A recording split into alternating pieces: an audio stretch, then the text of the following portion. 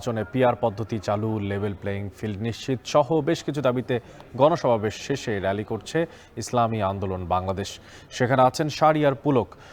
পুলক, জানতে চাই যে আসলে সমাবেশ থেকে কি বলছেন নেতাকর্মীরা?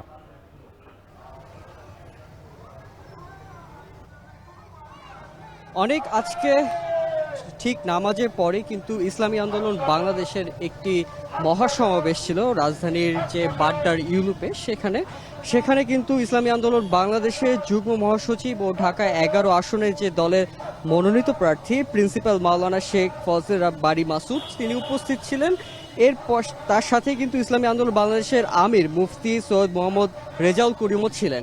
তারা বক্তব্য শেষ করে সমাবেশ শেষ করে এখানে যে ঢাকা 11 আসনের দলের মনোনীত প্রার্থী প্রিন্সিপাল মাওলানা শেখ ফজলে বারী মাসুদ তিনি কিন্তু বিশাল এক গাড়ি বহরে করে কিন্তু নিজের প্রচারণায় নেমেছেন। সেই প্রচারণায় কিন্তু তিনি বাড্ডা থেকে শুরু করে এই গাড়ি বহরটি এখন অবস্থান করছে রাজধানীর বনশ্রীতে। এর আগে বাড্ডা থেকে এই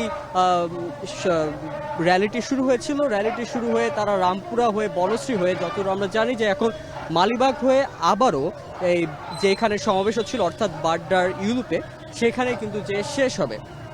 আমি একটু ছোট করে আপনার মাধ্যমে দর্শকদের জানাই দিতে চাই যে তিনি কিন্তু আজ সমাবেশে বেশ কিছু কথা উপস্থাপন করেছেন। সেখানে তিনি বলেছেন যে পিআর বা প্রফেশনাল রিপ্রেজেন্টেটিভ পদ্ধতির মাধ্যমে কিন্তু তারা যে আসন্ন ভোট নির্বাচন ব্যবস্থা সেটি চায়। তারা বলছেন যে ইসলামী আন্দোলনের নেতারা যারা আছেন তারা বর্তমানে নির্বাচন ব্যবস্থা জনগণের যে প্রকৃত ভোট সেটা প্রতিফলিত করে না, যে কারণে ছোট ছোট যে দলগুলো সেটা তারা কিন্তু বারবার বঞ্চিত হচ্ছে।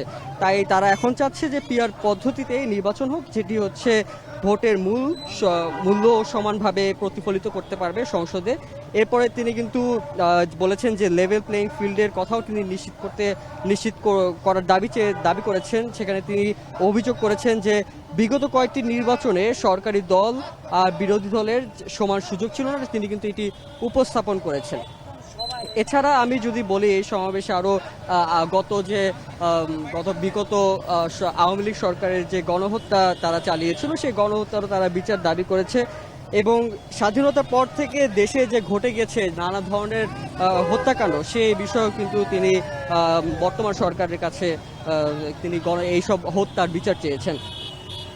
এখন আমরা দেখতে পাচ্ছি যে বনশ্রী থেকে বের হয়ে রামপুরার যে ডিআইটি সড়কটি রয়েছে সেই সড়কে কিন্তু এই র্যালিটি অবস্থান করছে এবং তিনি কিন্তু প্রথম থেকেই প্রচারণা চালিয়ে যাচ্ছেন। যেখানে যারা আছেন রাস্তায় যাদেরকে দেখছেন তাদেরকে কিন্তু হাত পাখা মার্কায় ভোটটি দেওয়ার জন্য অনুরোধ করছেন। এছাড়া যদি বলতে চাই বিশেষভাবে যে আলোচনা করেছেন তিনি বিশেষ ট্রাইব্যুনাল গঠনেও কিন্তু তিনি দাবি তুলেছেন। সেখানে বলেছেন যে ভারতীয় তাবেদার এবং ফ্যাসিবাদের দোসর হিসেবে যারা যে আওয়ামী লীগ বা জাতীয় পার্টি বা 14 দল ছিল তাদের বিচার শেষ করে বিশেষ ট্রাইব্যুনালে নিতে হবে এবং তাই নয় বিচার চলাকালীন এসব দলের রাজনৈতিক কার্যক্রম নিষিদ্ধ করার দাবি তিনি জানিয়েছেন। অনেক এখন আমরা রয়েছি রামপুরা থেকে কিন্তু এই র্যালিটি আবারও যাবে বাড্ডা হয়ে মালিবাগ হয়ে ঘুরে বাড্ডায় যে আবার এই র্যালিটি শেষ হবে। তো এই ছিল আমার কাছে সর্বশেষ অনেক রাজধানী রামপুরা থেকে। শাহরিয়ার পুলক যুক্ত ছিলেন ইসলামী আন্দোলন বাংলাদেশের যেই র্যালি, সেই র্যালি থেকে সবশেষ জানাছিলেন।